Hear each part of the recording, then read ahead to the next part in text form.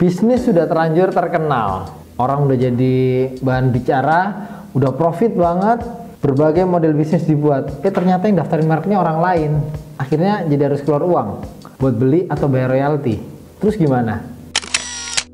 Jangan lupa like, subscribe, dan klik loncengnya untuk dapat update terbaru dari TDA TV. Belum ke Malang, kalau belum ke Malang sudah. Oleh-oleh Malang, ya hanya Malang sudah. Ya, banyak banget pertanyaan datang ke saya, itu sering tanyanya kayak gini. Gimana sih cara patenin merek? Nah, ini yang saya, kalau orang Surabaya itu sebenarnya khawatir. Patenin itu artinya bunuh ya.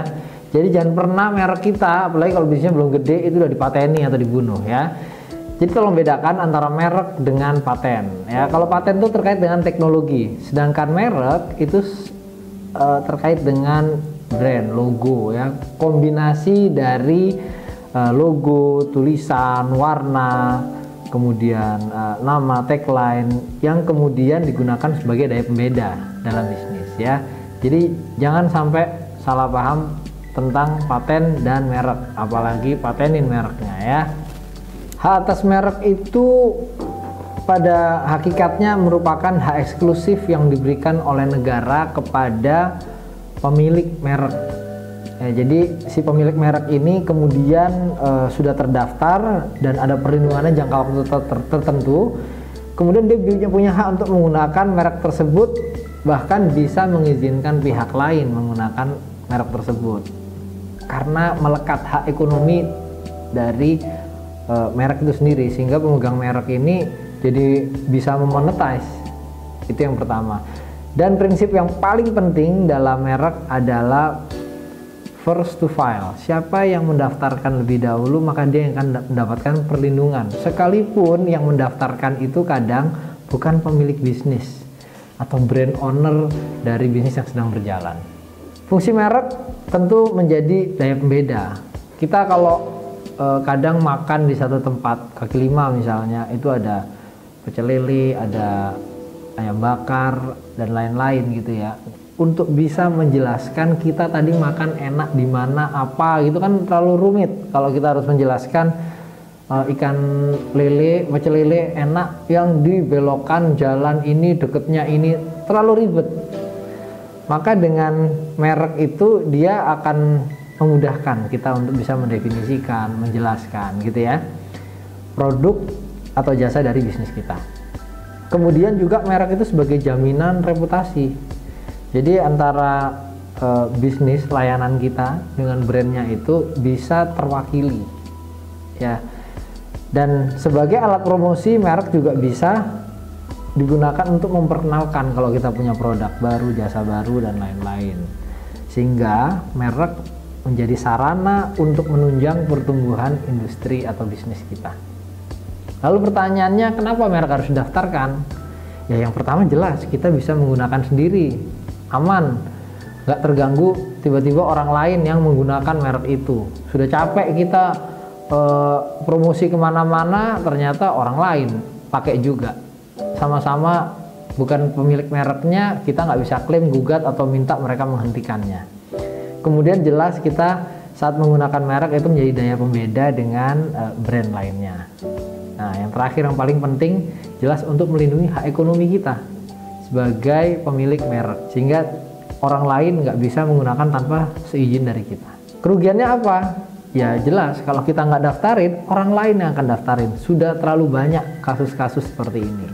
Banyak sekali orang-orang yang mencari peluang dengan mendaftarkan merek yang bukan miliknya, yang kemudian dia menawarkan ke pemilik merek sebenarnya yang sudah menjalankan bisnis dengan merek tersebut untuk dibeli.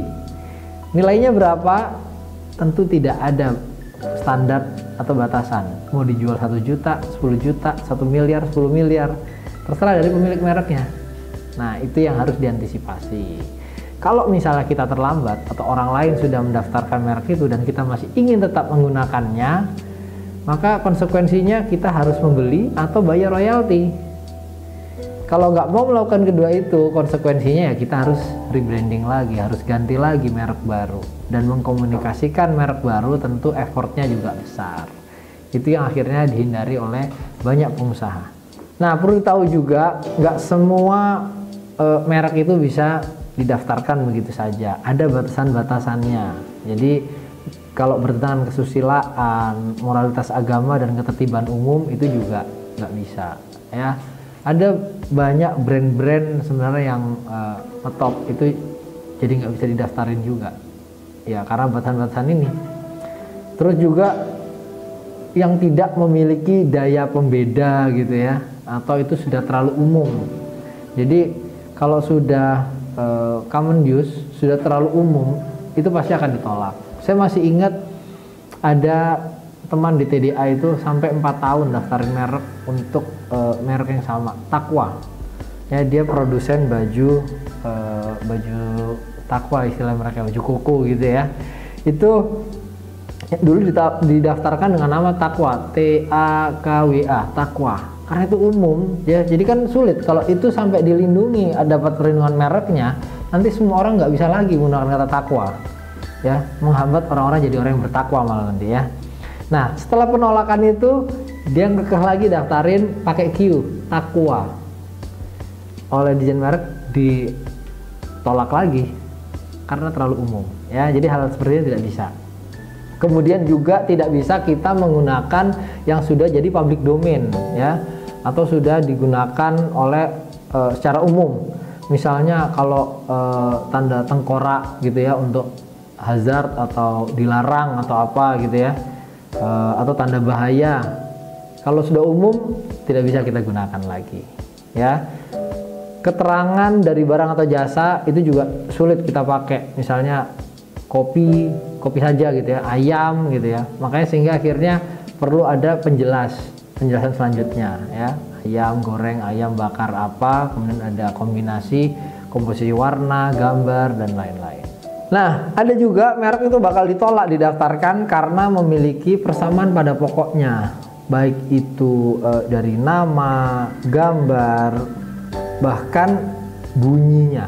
Ini yang sering terjadi dari segi bunyi. Contohnya, kita tahu merek Nike itu tulisannya hurufnya kan N-I-K-E, tapi dibaca Nike ya, dengan logonya yang swoosh itu. Nah, kalau tiba-tiba ada orang mau mendaftarkan untuk apparel fashion juga tulisannya N-A-I-K-I, bacanya juga Nike. Nah, ini pasti akan ditolak ya. Begitu juga contoh-contoh persamaan pada pokoknya lainnya ya, gambar apa gitu ya. Ini yang harus dihindari supaya apa? Jangan sampai kita udah repot-repot daftarin ternyata ditolak. Nunggunya lama banget. Sekarang proses pendaftaran merek itu memakan waktu cukup panjang. Bisa 2, 3, bahkan ada yang 4 tahun. Kenapa? Karena orang semakin melek hukum. Pendaftaran aplikasi merek itu setiap harinya ada 1000 kurang lebih yang masuk ya. Dan jumlah pemeriksa di Dirjen Haki juga terbatas. Ini juga kita harus maklum dan paham, makanya kita harus lebih aware dan segera mengamankan merek kita. Nah, penolakan pendaftaran merek itu juga bisa terjadi apabila merek yang didaftarkan itu sama dengan nama badan usaha atau badan hukum ya. Contohnya TDA merupakan suatu badan hukum. Kalau tiba-tiba kita mendaftarkan merek Batik TDA, itu pasti akan ditolak. Tidak hanya badan hukum tapi juga singkatan nama, bendera, lambang negara itu juga tidak bisa. Jadi kalau bakso DPR gitu ya, somai Mahkamah Agung itu nggak bisa dipakai juga itu nanti ya. Itu harus diperhatikan. Kalaupun ingin, maka harus minta persetujuan dulu dari lembaga-lembaga tersebut. Selanjutnya jangka waktu perlindungan merek itu 10 tahun sejak tanggal penerimaan dan dapat diperpanjang untuk jangka waktu yang sama juga. Merek ini pada prinsipnya juga suatu intangible asset, aset yang tidak berwujud. Dia mendapatkan perlindungan dan juga memiliki nilai ekonomis, sehingga menjadi penting bagi kita pengusaha harus melindungi aset-aset yang tidak berwujud seperti ini. Semoga penjelasan saya bermanfaat. Salam kolaborasi untuk negeri.